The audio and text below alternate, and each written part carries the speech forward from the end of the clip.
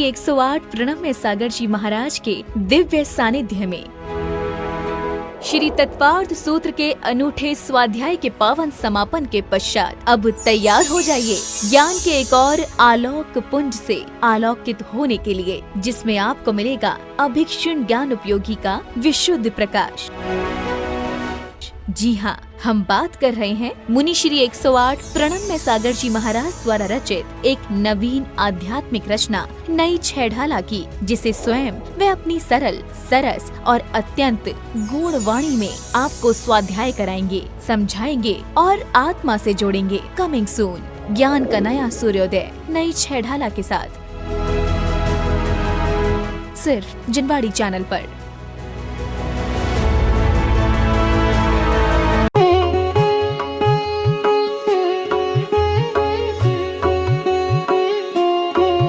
गरुड़ मंत्र अगर सिद्ध है तो कोई भी सर्प की बाधा आपको बाधा नहीं दे पाएगी। गरुड़ मंत्र के माध्यम से सर्प को कि विष को, सर्प की बाधा को दूर किया जाता है।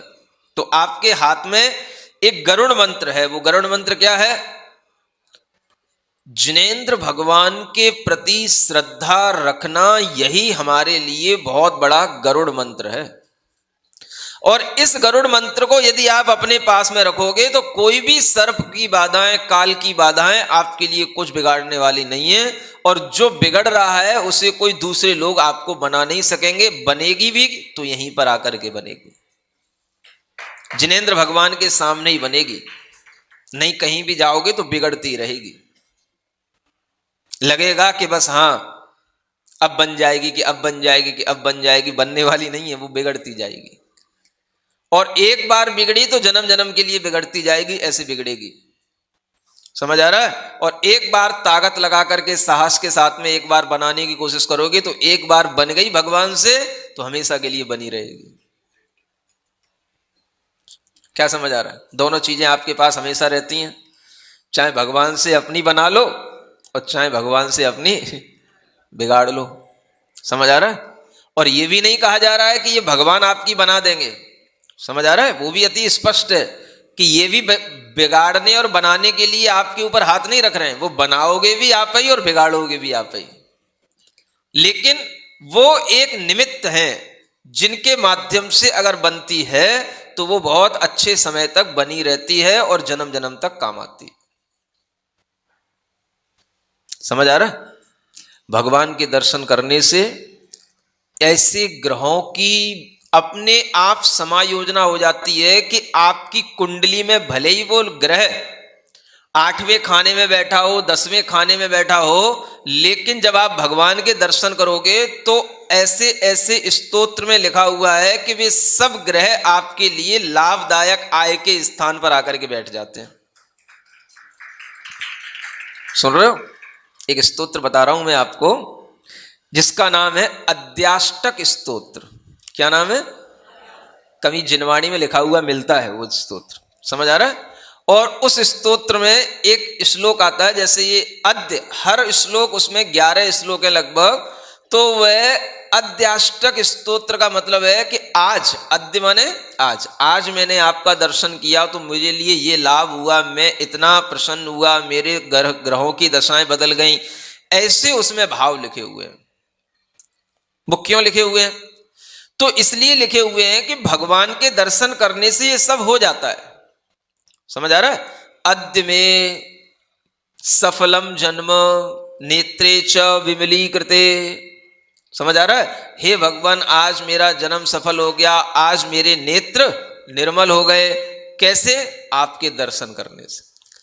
तो उसमें जैसे आप दर्शन पाठ पढ़ते हो, दर्शन का वो एक अष्टक का 8 श्लोकों का एक पाठ है, ऐसे ही एक अद्याष्टक स्तोत्र है।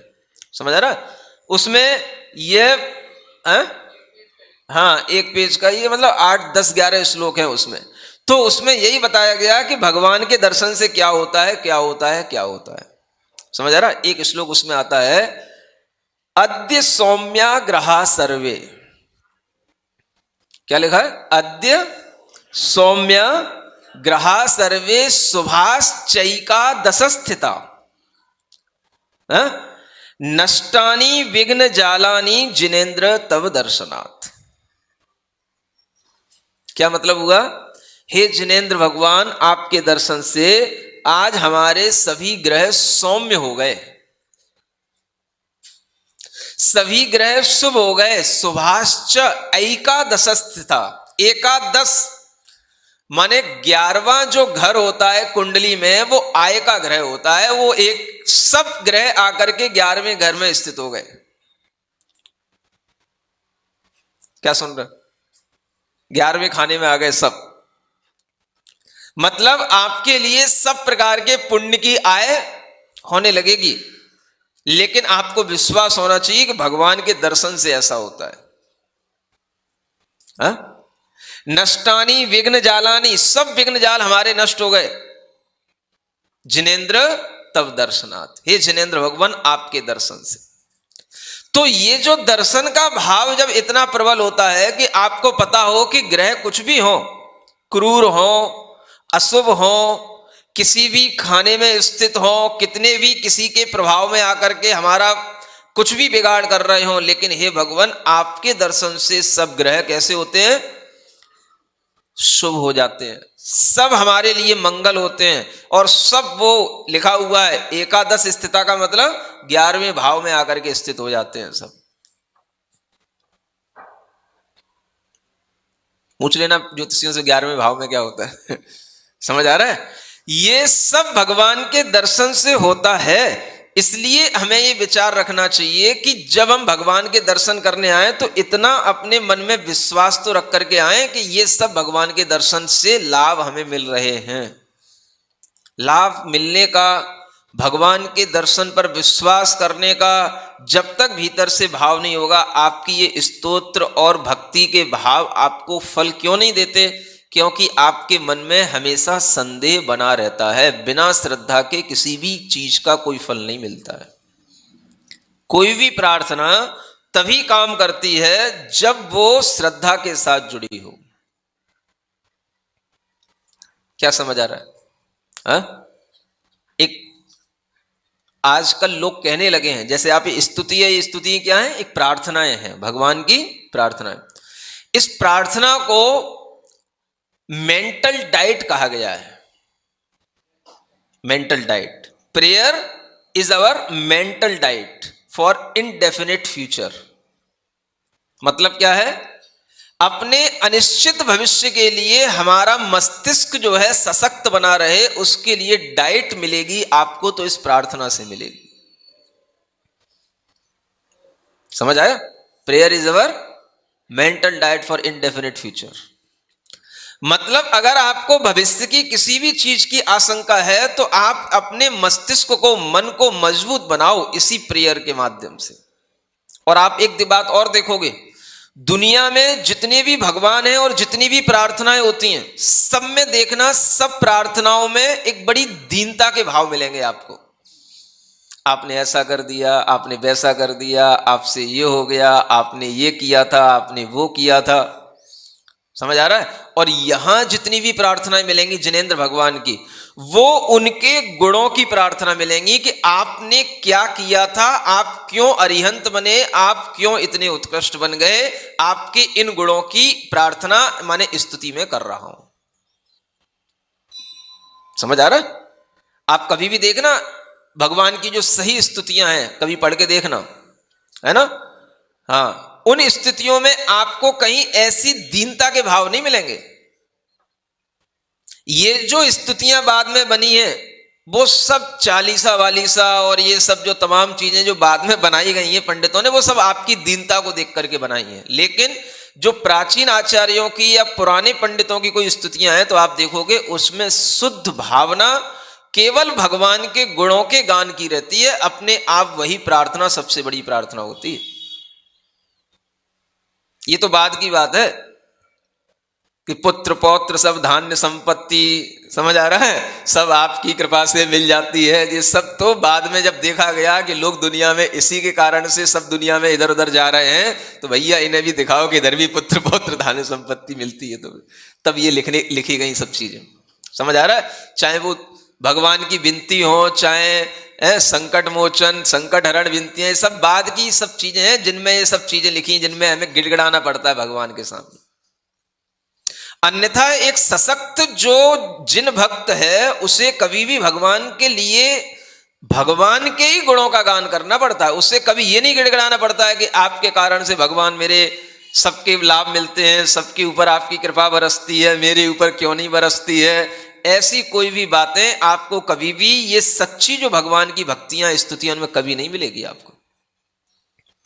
दुनिया में लोग प्रार्थना भी करना नहीं जानते, प्रेयर प्रेयर कहते तो है, प्रार्थना में करना क्या है। तो दुनिया में सब भगवान से मांगते रहते हैं प्रार्थना के नाम पर। समझ आ रहा है? बस प्रार्थना के नाम पर सब बिल्कुल ऐसे दीनहीन बने रहते हैं। आप देखो दुनिया में किसी भी समुदाय की कोई भी प्रार्थना उठा के देख लो, आप किनमें क्या मिलेगा आपको, सिवाय गिड़गिड़ाहट के अलावा, दीनहीनता के अलावा कुछ नहीं मिलेगा।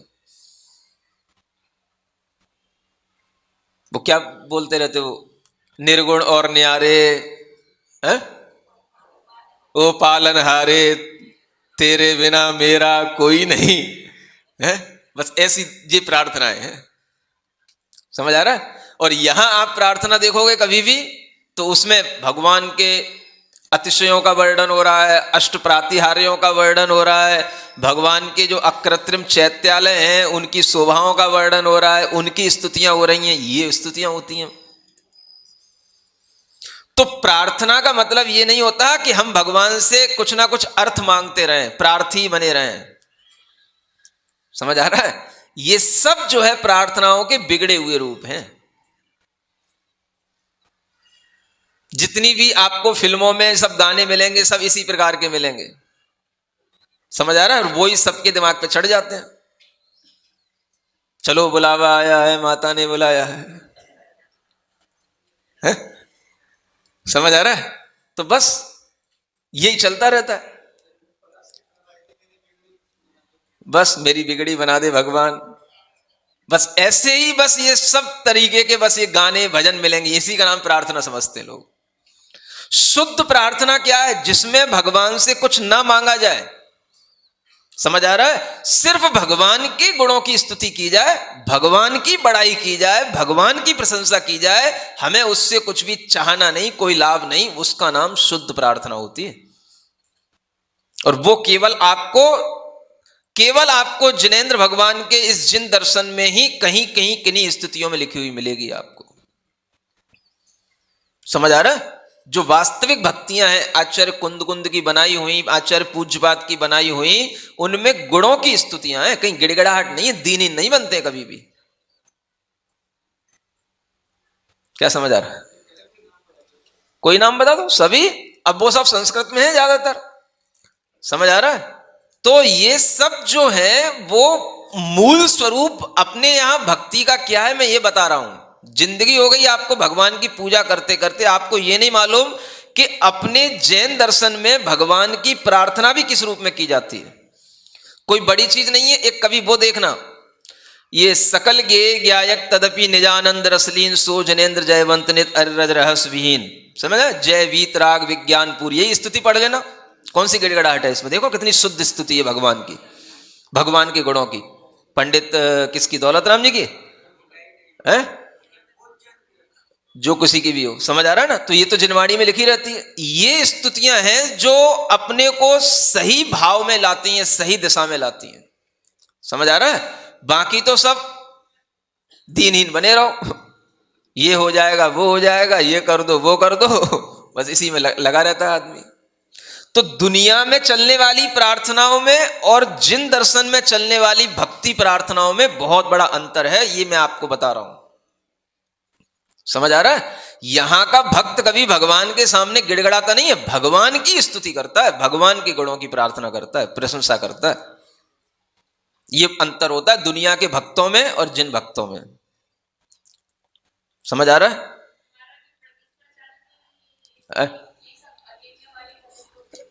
अब देखो, किसी की बातें ज्यादा ना करो, अपने को सही चीज को समझना। समझ आ रहा है ना? किसी की निंदा में नहीं पड़ो, किसी के बात में नहीं पड़ो, सही और गलत अपने को समझना। हमारा भाव सिर्फ इतना है, आप ये समझें कि जिन दर्शन में भी प्रार्थनाओं भक्तियों का क्या स्वरूप होता है वो मैं आपको बता रहा हूं। समझ आ रहा है? आचार्य पूज्यपाद महाराज की सिद्ध भक्तियां हैं, आचार्य भक्ति हैं, चैत्य भक्ति है, सब वैभव का वर्णन है, भगवान के समोसरण का वर्णन है, भगवान की स्तुतियों का वर्णन है, भगवान के द्वारा बताए हुए तत्व का वर्णन है। अब देखो, जब आप दर्शन पाठ पढ़ने जाते हो, दर्शन पाठ ही आप पढ़ लो, शुद्ध स्तुति है, उसमें क्या है? जैसे ही आप अगला स्टेप आगे पढ़ोगे, दर्शनम देव देवस्य, दर्शनम पापनाशनम, दर्शनम स्वर्ग सोपानम, दर्शनम मोक्ष साधनम, इसमें क्या गिड़गिड़ाना हो गया? हे भगवान, आपका दर्शन ही सब कुछ का साधन है। एक श्लोक के बाद आप देखो, जीवादि तत्वम प्रतिपादकाय सम्यक्त मोक्षाष्ट गुणार्णवाय, हे भगवान, आपने जीवादि तत्वों का प्रतिपादन किया, सम्यक दर्शन आदि 8 गुणों के बारे में आपने प्रतिपादन किया। तो ये भगवान की वाणी जो जीवादि तत्वों का हमें ज्ञान करा रही है, इस पर हमारा बहुमान आता है। ये हमारे लिए विशिष्ट चीज होती है, जो केवल जिनेंद्र भगवान आप में ही मिलती है और दूसरी दुनिया में कहीं नहीं मिलती है। ये स्तुतियों में ये मिलता है। तो भगवान की स्तुतियों में भी हम भगवान की वाणी में आए हुए तत्वों की प्रार्थना कर रहे हैं, तत्वों का ही गुणगान कर रहे हैं कि आपने मुझे ये बताया, आपने मुझे ये ज्ञान दिया, आपने जीवादि तत्वों का मुझे ज्ञान कराया। हे भगवान, आप इसलिए महान है, धन्य है। क्या समझ आ रहा है? हम कहां भगवान की स्तुतियों में क्यों, कहां दीनहीन हो रहे हैं? आपने मुझे ये बताया, ये दिया, आपके दर्शन करने से, आपकी पूजा करने से, समझ आ रहा है, कर्म अपने आप छिद्र हस्ते यथोदकम, जैसे जल छिद्र सहित हाथों से अपने आप निकल जाता है, ऐसे कर्म अपने आप गल जाते। कर्म गलते हैं, गलने दो, हमें क्या करना है? ये तो सिद्धांत है, सो बताया जा रहा। वो सिद्धांत को हम भगवान के सामने स्मरण में लाते हैं। तो हम भगवान के सामने कोई ऐसी प्रार्थना कभी नहीं करते जैसे दुनिया में लोग किया करते हैं। कुछ समझ आ रहा है कि नहीं आ रहा है? सब कुछ आज ही नहीं समझ लेना, थोड़ा आगे भी बढ़ना है। रागादि रोग हरणाय न कोत्र वैद्यः कर्माष्ट बंध विघटाय रसायनं न योयन्न वेत्ति स न तत्र मतं प्रमाणम् वैद्यस्त्वमेव तव वाक्ष रसायनं तत्। इसका पद्य अनुवाद पढ़े। राग रोष का रू में दिखता वैद्य नहीं कोई, अष्ट कर्म बंधन मिट जाए नहीं रसायन है कोई। जो जिस विद्या नहीं जानता नहीं प्रमाणिक वह ज्ञानी, वैद्य आप हो अतः बन गई महारसायन तव वाणी। क्या कहा जा रहा है? भगवान को एक वैद्य की उपमा दी जा रही है। आप महावैद्य हो और आपके पास कौन सी औषधि है? तो बस वही है, जीवादि तत्वम प्रतिपादकाय सम्यक्त मुख्याष्ट गुणार्णवाय। ये जो आपने जीवादि तत्वों का ज्ञान दिया, सम्यक्त्वादि गुणों का ज्ञान दिया, ये जो आपकी वाणी है, यही सबसे बड़ा रसायन है, केमिकल है। किसके लिए? रागादि रोग हरणाय न कोत्र वैद्य। दुनिया में ढूंढ लो, कोई डॉक्टर, फिजिशियन, सर्जन ऐसा मिल जाए जो आपके राग द्वेष आदि दोषों को दूर कर दे। समझ आ रहा है? ढूंढ लो कौन सी आपको, मतलब बायोलॉजी, जूलॉजी, कहाँ पे क्या पढ़ाया जाता है, कौन सी MBBS की परीक्षा में ये रोग को दूर करने की बात करी जाती, बता दो। है? उस रागादि रोग को हरण करने के लिए कोई वैद्य नहीं, और कर्माष्ट बंध विघटाय रसायनम न, और ऐसा कोई रसायन नहीं बना जो हमारे अष्ट कर्मों के बंधनों को नष्ट कर दे। समझ आ रहा है? क्यों नहीं? एक बहुत अच्छी बात, यो यन्न वेत्ति सन मत तत्र मतम प्रमाणम। जो जिस विद्या को नहीं जानता वो उस विषय में प्रमाणिक भी नहीं होता है। हर सब्जेक्ट का अलग अलग, समझ आ रहा है, डॉक्टर होता है, हर सब्जेक्ट का अलग अलग टीचर होता है। तो ये जो विद्या है अध्यात्म विद्या, जिसमें अष्ट कर्मों को नष्ट करने की ज्ञान दिया जाता है, जिसमें रागादि दोषों को दूर करने का ज्ञान दिया जाता है, ये दुनिया में किसी वैद्य के पास नहीं है। और अगर कोई कहेगा भी तो उसकी बात प्रमाणिक नहीं मानी जाएगी, क्योंकि प्रमाणिक उसी की मानी जाएगी जो उस विद्या को जानता हो। समझ आ रहा है? कोई अगर आपसे कहे आपके राग द्वेष दूर हम दूर कर देंगे, कोई डॉक्टर आपसे कहे, तो आपको उसकी बात में कोई प्रमाणिकता समझ में नहीं आएगी। बोले ये क्या मेरे राग द्वेष दूर करेगा है? ये तो खुद राग द्वेष में पड़ा है, ये मेरा क्या राग द्वेष दूर करेगा? समझ आ रहा है? तो उसकी प्रमाणिकता उसी में होती है जो उस ज्ञान को जानता है कि राग द्वेष कैसे दूर होते हैं, मोह कैसे दूर होते हैं, कसाएं कैसे दूर होती हैं, क्रोध मान आदि कैसे दूर होते हैं। ये भी जानने की एक विद्या है, ये भी एक ज्ञान है। इसको जो जानता है वही प्रमाणिक माना जाता है। और भगवान ने ये सब दोष दूर किए, भगवान में ये कोई भी दोष नहीं दिखाई देते। इसलिए हे भगवान आप हमारे लिए प्रमाणिक हैं और आपकी वाणी ही हमारे लिए रसायन है जिसके माध्यम से हमारे भी ये दोष दूर होंगे। ये यहां पर कहा गया, समझ आ रहा? ये है भगवान की स्तुति, जिसके माध्यम से हमारे मन में ये भाव आने लग जाए कि अपने इन दोषों को दूर करने का रसायन हमें दुनिया में और कहीं भी प्राप्त नहीं होगा, वो केवल यहीं पर मिलेगा। शस्त्रास्त्र भ्रू विकृति लोहित नेत्रवंतम क्रोडीकृताघ ममतार्थ विरूप रौद्रम देवं मनन्ति जगति प्रविजृंभितेऽपि चिद्बोध तेजसि सतीह किमंधता वा। शस्त्र अस्त्र से सहित हुए जो भ्रकुटी चढ़ रही लाल नयन, ममता पाप दुख ले बैठे देह विरूप क्रूर है मन। लोग इन्हें भी प्रभु मानते जिस जग में प्रभु आप रहे, कीर्तन ज्ञान प्रकाश दिखे ना और अंधता किसे कहें। क्या समझ आ रहा? समझ आ रहा? अभी भगवान की स्तुति प्रारंभ नहीं हुई है, भगवान की स्तुति प्रारंभ होगी आगे 13वें नंबर के काव्य से। अभी 12 काव्य आपकी मनोभूमि को साफ करने के लिए चल रहे हैं, है ना? दुनिया में जो चल रहा है वो भी दिखाया जा रहा है, और उस सबको भी देख करके आपको किसी से कोई वैर नहीं रखना, किसी से कोई द्वेष नहीं रखना। आपको तो केवल अपना काम करना, अपना मन अच्छा बनाना, अपने लिए अपनी श्रद्धा को संभालना। हाँ? शस्त्र अस्त्र सब देवों के पास मिल रहे हैं, भ्रू विकृतियां भौएं सब तनी हुई हैं, लाल लाल आंखें हो रही हैं, समझ आ रहा है? और अपने शरीर पर अपने साथ में पत्नियां बैठी हुई हैं, देवियां बैठी हुई हैं, रौद्र रूप बने हुए हैं, फिर भी सब भगवान के रूप में दुनिया इनको मान रही है। इससे बढ़कर के अंधता और क्या हो सकती है? समझ आ रहा? आंख वालों के लिए कहा जा रहा है, इससे बढ़कर के अंधता, अंधकार और अज्ञानता और क्या हो सकती है? जहां हमें इतने बड़े बड़े भीतर रौद्र भाव दिखाई दे रहे हैं, उनको हम भगवान मान रहे हैं, आपको उससे कौन सी शांति मिलेगी? समझ आ रहा है? रौद्र भावों की पूजा करने से आपके अंदर भी रुद्रता ही आएगी, क्रुएलिटी। रुद्रता का मतलब क्रुएलिटी।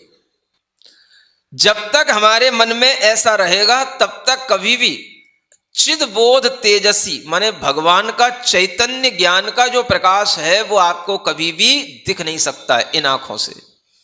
हाँ, अपनी आंखों में दो ही चीजें एक साथ नहीं दिख सकती हैं। या तो आपको ये दिख रहा है तो आपको भगवान का केवल ज्ञान प्रकाश नहीं दिख सकता, और केवल ज्ञान प्रकाश दिखेगा तो ये सब चीजें आपकी आंखों से लुप्त हो जाएंगी। एक साथ दोनों चीजें नहीं दिखती हैं। समझ आ रहा है?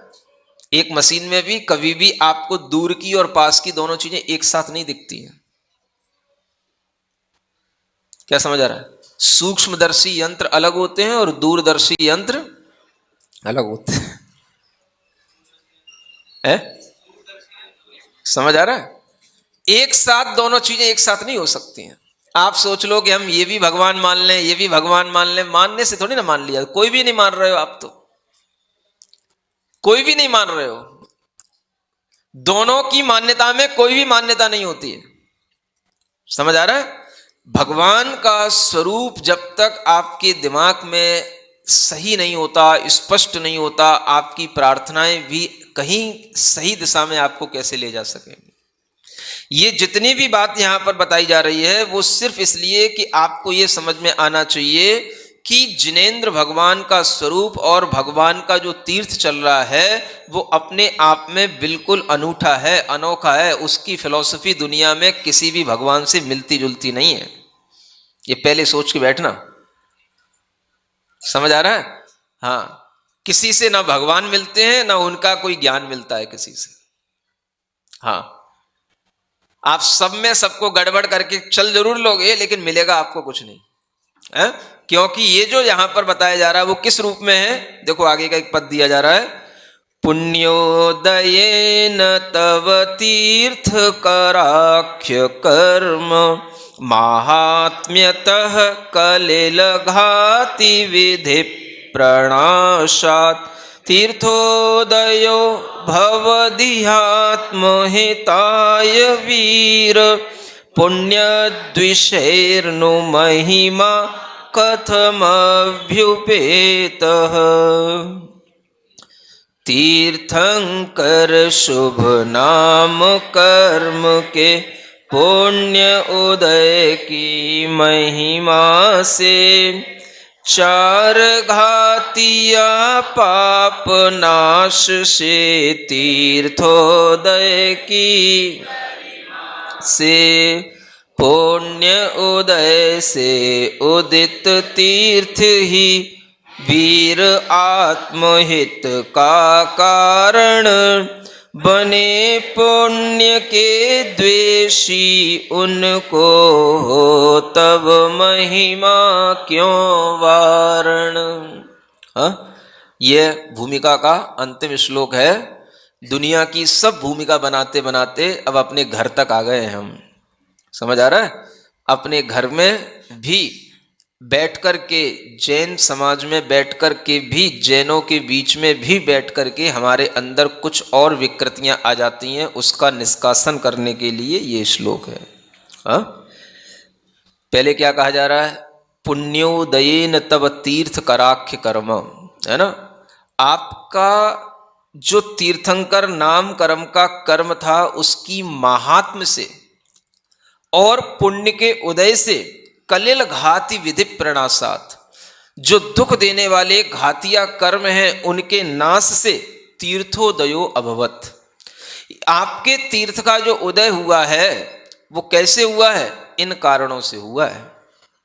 समझ आ रहा है? हम आज कह रहे हैं भगवान महावीर स्वामी का तीर्थ चल रहा है, तो वो किस कारण से तीर्थ का उदय हुआ? कैसा तीर्थ चल रहा है? वो तीर्थ कैसे प्रारंभ हुआ? तो भगवान के अंदर क्या घटित हुआ तब ये तीर्थ प्रारंभ हुआ? उससे पहले भगवान का जो तीर्थ चल रहा था वो नहीं था। घर में रहे तब भी तीर्थ नहीं था, घर से बाहर तपस्या करते रहे तब भी तीर्थ नहीं था। तीर्थ कब प्रारंभ हुआ? जब भगवान ने ये कर लिया। समझ आ रहा है?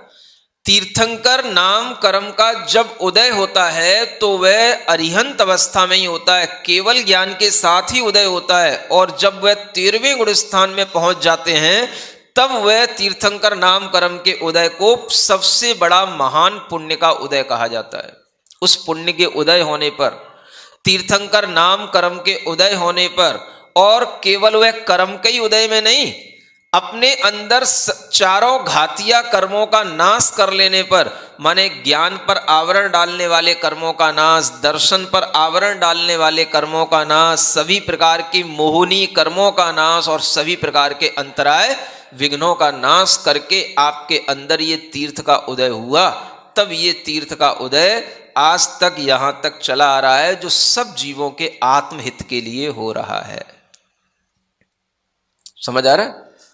आत्महिताय वीर, हे वीर भगवान, ये तीर्थ आपका सबके आत्महित के लिए है और ये तीर्थ पुण्य तीर्थ कहलाता है, जिससे हमारी आत्मा पुण्यवान हो जाती है। पुण्य का मतलब पवित्र हो जाती है।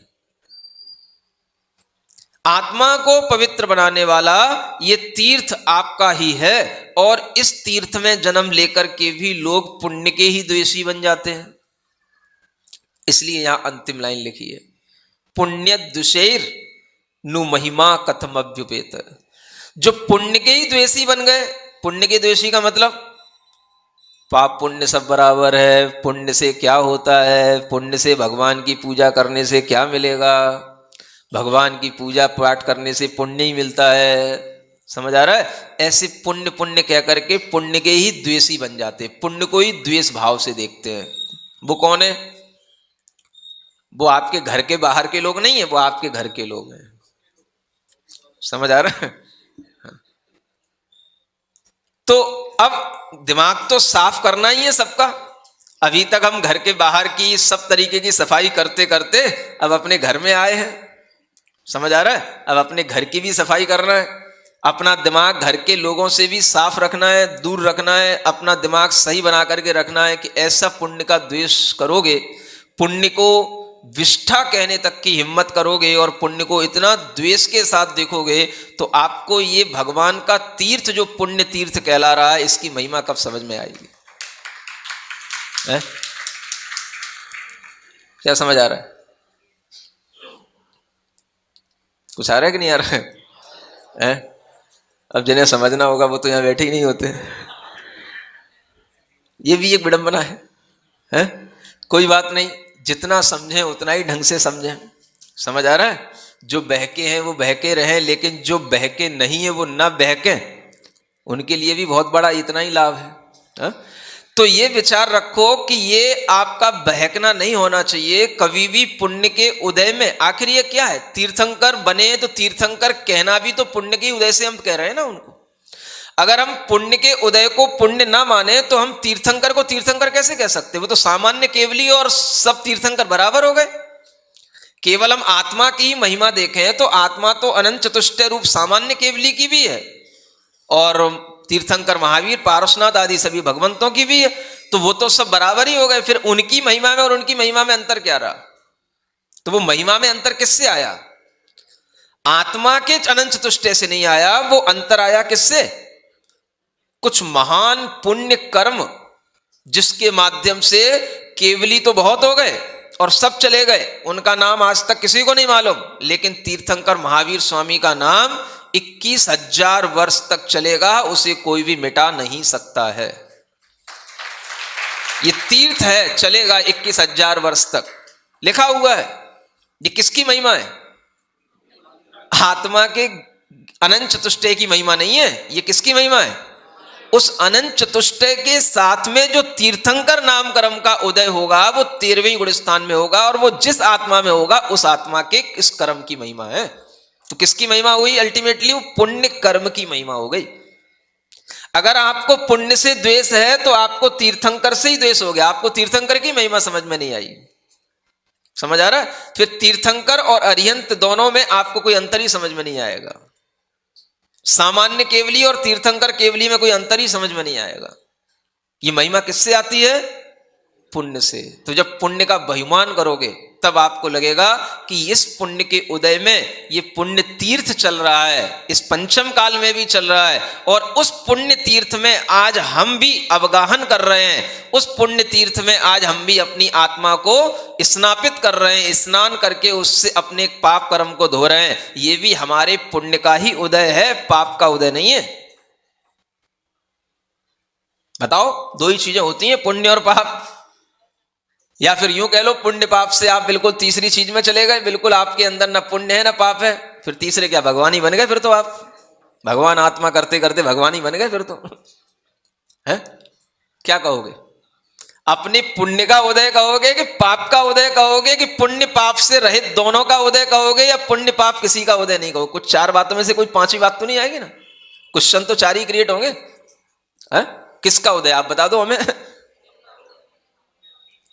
पाप का उदय कहो तो फिर आपकी मर्जी है कि भाई, फिर आप, इसका मतलब है कि पाप के उदय में आप पाप तीर्थ में बैठे हो, आपके पाप का उदय चल रहा है। समझ आ रहा है? ये आपकी मर्जी हो तो आप सुन ले लो। पुण्य का उदय है तो पुण्य के उदय में आपको ये सब पुण्य तीर्थ में बैठे हो। आपके अंदर का भाग्य, आपका ज्ञान क्या कह रहा है, आप ये सोचो। और अगर आप पुण्य पाप दोनों से रहित अपने आप को महसूस कर रहे हो तो ये भी आपका एक नया भ्रम हो सकता है, हो तो नहीं गए। समझ आ रहा है? वो तो भगवान ही होते पुण्य पाप दोनों से रहित। तो मन में छाती पर अच्छा साहस रख करके ये विचार करके चला करो कि हम जो कुछ कर रहे हैं, जो सुन रहे हैं, जो समझ रहे हैं, वो सच समझ रहे हैं और इसी सच का हमें अच्छे ढंग से श्रद्धान करना है। समझ आ रहा है? भले ही हमने पहले कुछ भी सुना हो, कुछ भी पढ़ा हो, सब कुछ धोने की सामर्थ्य रखो। समझ आ रहा है? और सही बात को स्वीकार करने की सामर्थ्य रखो, तब कुछ निस्तार होगा। नहीं तो एक नैया से बचे हो, दूसरी नैया में डूब जाओगे। समझ आ रहा है? हाँ, बाहर के भी भ्रम छोड़ते छोड़ते भीतर आते आते तक भी बहुत सारे भ्रम पैदा हो जाते हैं। ये अपने घर के भ्रम है जो बताए जा रहे हैं आपको। समझ आ रहा है? दुनिया के अस्त्र शस्त्र वो सब ग्रहित मिथ्या छोड़ दिया, लेकिन फिर भी अभी एक भीतरी अंतिम मिथ्यात्व जो छोड़ना है वो बड़ा कठिन होता है। और अंतिम चीज बहुत कठिन होती है। जैसे अंतिम राग 10वें गुण स्थान में जाके छूटता है ना, बड़ी कठिनता से छूटता है। ये अंत का ये एक और बड़ा भारी मिथ्यात्व बैठ रहा है लोगों के अंदर, पुण्य से द्वेष करना, पुण्य के नाम से ही जो है घृणा करना, पुण्य कहते ही चिढ़ जाना, पुण्य और पाप में कोई अंतर ही नहीं मानना। समझ आ रहा है? ये ज्ञान की जो चरम दशा अपने अंदर आ रही है, ये भी अज्ञान की दशा के साथ चल रही है, ये ध्यान रखना। हाँ, तो इसलिए यहां कहा जा रहा है कि जिनको पुण्य से द्वेष है, भगवान ये आपकी महिमा को कभी भी समझ नहीं सकते। आत्मा आत्मा तो करते रहेंगे, लेकिन आप तीर्थंकर की महिमा को ये कभी नहीं समझ पाएंगे। और जब तीर्थंकर ने हमें सब बताया और उन्हीं की महिमा को नहीं समझे तो हम आत्मा की क्या महिमा समझेंगे? तो कुल मिलाकर के हम कुछ नहीं समझेंगे, हम अज्ञानी थे, अज्ञानी ही बने रह जाएंगे। समझ आ रहा है? तो मिथ्यात्व की प्रक्रिया बहुत बड़ी है और वह मिथ्यात्व बाहर से छोड़ते छोड़ते भीतर तक का मिथ्यात्व छोड़ने पर ही हमारे अंदर सम्यक ज्ञान की लहर आती है। अब स्तुति प्रारंभ होगी। ठीक है, बोलो महावीर भगवान की।